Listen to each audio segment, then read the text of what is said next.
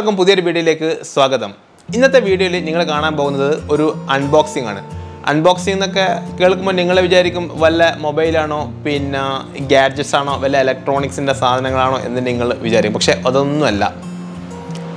unboxing is Davidoff cool water. You all know this perfume. Perfume ഉപയോഗിക്കാത്ത ആളുകൾ വളരെ കുറവായിരിക്കും ഏകദേശം 99% ആളുകളും പെർഫ്യൂം ഉപയോഗിച്ചിട്ടുണ്ടാകും എല്ലാവർക്കും ഇഷ്ടപ്പെടുന്ന ഒരു കാര്യമാണ് പെർഫ്യൂം അതുകൊണ്ട് ആദ്യം തന്നെ ഡേവിഡോഫ് കൂൾ വാട്ടറിലേക്ക് നമുക്കൊന്ന് അതിന്റെ ചെറിയൊരു കാര്യങ്ങളിലേക്ക് നമുക്ക് കടക്കാം Davidoff cool water company introduced ചെയ്തത് 1988 ലാണ് അപ്പോൾ തന്നെ നമുക്ക് മനസ്സിലാക്കാൻ പറ്റും ഏകദേശം 30 വർഷത്തെ പാരമ്പര്യമുണ്ട് ഈ ഒരു പെർഫ്യൂമിന് അധികം എല്ലാവർക്കും ഇഷ്ടപ്പെടുന്ന ഒരു സ്മെല്ലാണ് ഡേവിഡോഫ് കൂൾ വാട്ടർ എന്ന് പറയുന്നത് ഞാൻ കുറച്ചു കാലം ഉപയോഗിച്ചു കൊണ്ടിരിക്കുന്ന പെർഫ്യൂമാണ് ഇത് എനിക്ക് ഇഷ്ടമാണ് ഇതിന്റെ സ്മെല്ല് എന്ന് പറഞ്ഞാൽ വളരെ ഒരു മൈൽഡ് ആയ സ്മെല്ലാണ് നമുക്ക് ഒരു ഓഫീസിലൊക്കെ പോകുമ്പോൾ ഉപയോഗിക്കാൻ പറ്റിയ ഒരു സ്മെല്ലാണ് ഡേവിഡോഫ് കൂൾ വാട്ടർ അധികം ഒരു കുത്തുന്ന ഒരു സ്മെല്ലല്ല ചില പെർഫ്യൂം ഒക്കെ ഉണ്ടാവും നമ്മൾ അടിച്ചു കഴിഞ്ഞാൽ മറ്റുള്ളവർക്ക് അതൊരു ഡിസ്റ്റർബൻസ് ആകും പക്ഷേ എനിക്ക് തോന്നുന്നത് ഈ ഒരു പെർഫ്യൂം മറ്റുള്ളവർക്ക് അങ്ങനെ ഡിസ്റ്റർബ് ആകില്ല അതുകൊണ്ടാണ് എനിക്കിത് കൂടുതൽ ഇഷ്ടപ്പെടാൻ തന്നെ കാരണം നമുക്ക് നെക്സ്റ്റ് ഇതിൻ്റെ നോട്ട്സിലേക്ക് കിടക്കാം ഇതിൻ്റെ ടോപ്പ് നോട്ടിൽ വരുന്നത് പെപ്പർ മിൻറ്റും പിന്നെ ലാവൻഡർ ആണ് മിഡിൽ നോട്ടിൽ വരുന്നത് കോറിയൻഡർ പിന്നെ jasmine oak moss sandalwood പിന്നെ ഇതിൻ്റെ ബേസ് നോട്ടിൽ വരുന്നത് തന്നെ ആംബറും പിന്നെ മസ്കാണ് ഇതിൻ്റെ ബേസ് നോട്ടിൽ വരുന്നത് അതുകൊണ്ടാണ് ഞാൻ പറഞ്ഞത് ഇതൊരു വളരെ ഒരു മൈൽഡായ സ്മെല്ലാണ് നമുക്കറിയാവുന്ന കാര്യമാണ് പെർഫ്യൂമിൻ്റെ classification 3 type classification eau de toilette eau de parfum eau de cologne Davidoff cool water വരുന്നത് ഈദി ടോയ്ലറ്റ് ആണ് ഇത് 125 ml വരുന്നുണ്ട് ഈ പെർഫ്യൂം ഇതിൻ്റെ FL വരുന്നത് 4.2 ആണ് ഇതിൻ്റെ FL വരുന്നത് ഇനി ഏതായാലും നമുക്ക് ഇതൊന്ന് അൺബോക്സ് ചെയ്ത് നോക്കാം ഇതുവരെ അൺബോക്സ് ഒന്നും ചെയ്തിട്ടില്ല ഇതിൻ്റെ കവറൊക്കെ ഒന്ന് ഓപ്പൺ ആക്കണം പിന്നെ എനിക്ക് ഒന്നുകൂടി നിങ്ങളോട് പറയാനുണ്ട് നിങ്ങൾ പെർഫ്യൂമൊക്കെ മേടിക്കുമ്പോൾ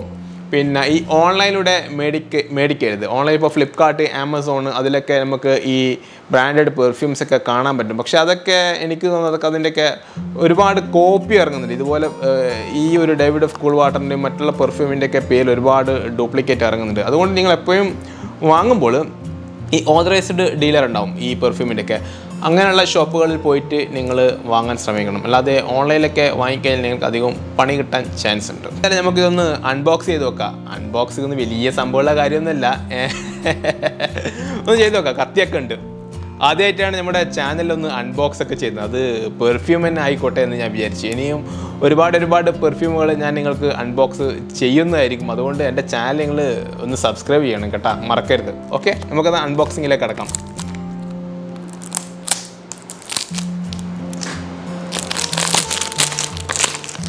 മതി കണ്ട നല്ല കളറാണ് ബ്ലൂ കളർ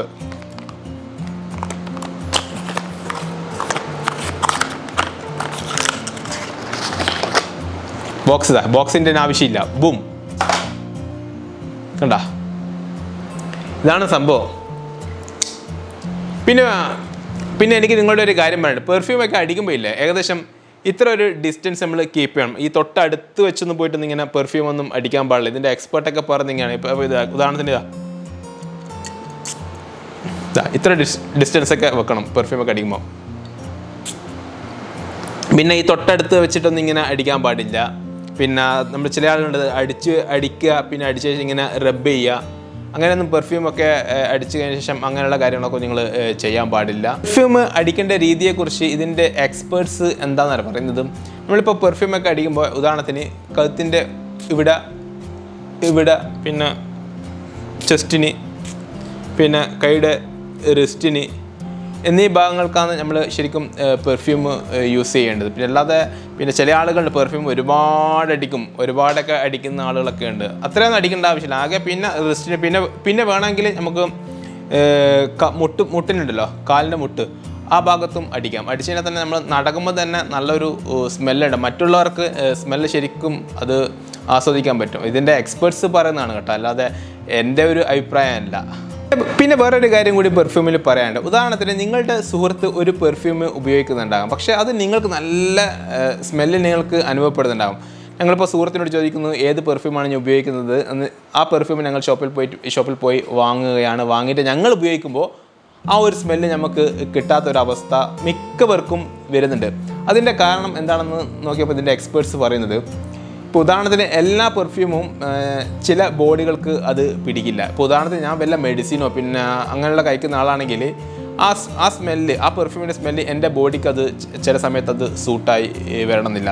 അതുകൊണ്ടാണ് പറയുന്നത്, നിങ്ങൾ എപ്പോഴും ഒരു പെർഫ്യൂം മേടിക്കാൻ പോകുമ്പോൾ നല്ലൊരു ബ്രാൻഡഡ് ഷോറൂമിൽ പോവുക, അവിടുത്തെ സെയിൽസ്മാനോട് ചോദിക്കുക, പിന്നെ ജസ്റ്റ് ഒന്ന് നിങ്ങൾ ടെസ്റ്റ് ചെയ്യുമ്പോൾ നിങ്ങൾ അവർ തരുന്ന ആ പേപ്പറിൽ അടിച്ചിട്ട് ജസ്റ്റ് ടെസ്റ്റ് ചെയ്യാതെ നിങ്ങളുടെ ബോഡിയിൽ, ഉദാഹരണം നിങ്ങളുടെ കയ്യിലേക്ക് അടിച്ചിട്ട് ചെക്ക് ചെയ്യുക. ഏകദേശം 1 മണിക്കൂറൊക്കെ കഴിഞ്ഞിട്ട് നിങ്ങൾ ജസ്റ്റ് ചെക്ക് ചെയ്ത് നോക്കുക അതിൻ്റെ സ്മെല്ല് നിൽക്കുന്നുണ്ടോ എന്ന് നോക്കുക. അതിനുശേഷം നിങ്ങൾ പിറ്റേ ദിവസം പോയിട്ട് നിങ്ങൾ ആ പെർഫ്യൂം മേടിക്കുക. അങ്ങനെ മേടിച്ച് കഴിഞ്ഞാൽ നിങ്ങൾക്ക് മനസ്സിലാവും അതിൻ്റെ ക്വാളിറ്റിയും അതിൻ്റെ സ്മെല്ല് നിങ്ങളുടെ ബോഡിയിൽ നിൽക്കുന്നുണ്ടോ എന്ന് നിങ്ങൾക്ക് മനസ്സിലാക്കാൻ പറ്റും. എപ്പോഴും പെർഫ്യൂം യൂസ് ചെയ്യേണ്ടത് എപ്പോഴാണെന്നറിയോ? നമ്മൾ ഏകദേശം കുളിച്ച് കഴിഞ്ഞ ശേഷമാണ് നമ്മൾ പെർഫ്യൂം യൂസ് ചെയ്യേണ്ടത്. കുളിച്ച് കഴിഞ്ഞ ശേഷം സ്കിന്ന് ഡ്രൈ ആയതിനു ശേഷമാണ് പെർഫ്യൂം യൂസ് ചെയ്യേണ്ടത്. പിന്നെ പെർഫ്യൂം യൂസ് ചെയ്യുന്ന സമയത്ത് എപ്പോഴും നമ്മളിങ്ങനെ ഷെയ്ക്ക് ചെയ്യാൻ പാടില്ല. ഒരിക്കലും പെർഫ്യൂമൊന്നും ഡയറക്റ്റ് സൺലൈറ്റ് സൂര്യപ്രകാശം കൊള്ളുന്ന സ്ഥലത്തൊന്നും ഈ പെർഫ്യൂം വെക്കാൻ പാടില്ല. അത് സൂര്യപ്രകാശം കൊള്ളുന്ന സ്ഥലത്തൊക്കെ നിങ്ങൾ പെർഫ്യൂം വെച്ച് കഴിഞ്ഞാൽ അതിൻ്റെ സ്മെല്ലൊന്ന് ചേഞ്ച് ചെയ്യാൻ സാധ്യതയുണ്ട്. അതുകൊണ്ട് ദയവായി നിങ്ങൾ ഈ സൂര്യപ്രകാശം അടിക്കുന്ന വണ്ടിയിലോ പിന്നെ അതുപോലുള്ള സ്ഥലങ്ങളിലോ നിങ്ങൾ പെർഫ്യൂം വെക്കാൻ പാടില്ല. എപ്പോഴും അലമാരയിൽ ഏകദേശം കുറച്ച് തണുപ്പുള്ള സ്ഥലങ്ങളിൽ വെക്കുന്നതായിരിക്കും ഏറ്റവും നല്ലത്. മാത്രം തന്നെയാണ് എനിക്ക് ഈ ഒരു ഡേവിഡോഫ് കൂൾ വാട്ടറിനെ കുറിച്ച് നിങ്ങളോട് പറയാനുള്ളത് തന്നെ. നിങ്ങൾക്ക് എൻ്റെ ഈ ഒരു വീഡിയോ ഇഷ്ടപ്പെട്ടിട്ടുണ്ടെങ്കിൽ ലൈക്ക് ചെയ്യുക, പിന്നെ എൻ്റെ ചാനൽ ഒന്ന് സബ്സ്ക്രൈബ് ചെയ്യുക. നെക്സ്റ്റ് വീഡിയോ കാണുന്നത് വരെ ബൈ.